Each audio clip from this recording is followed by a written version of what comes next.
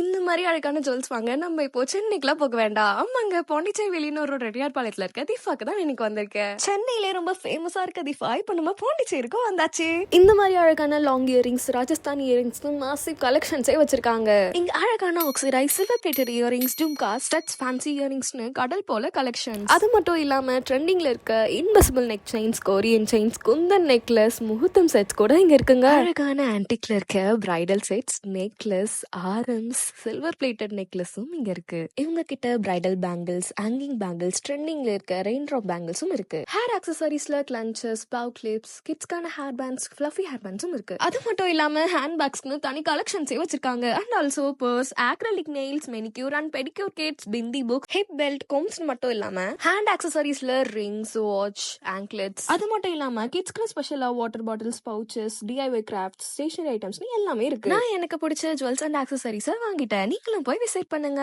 Thank you.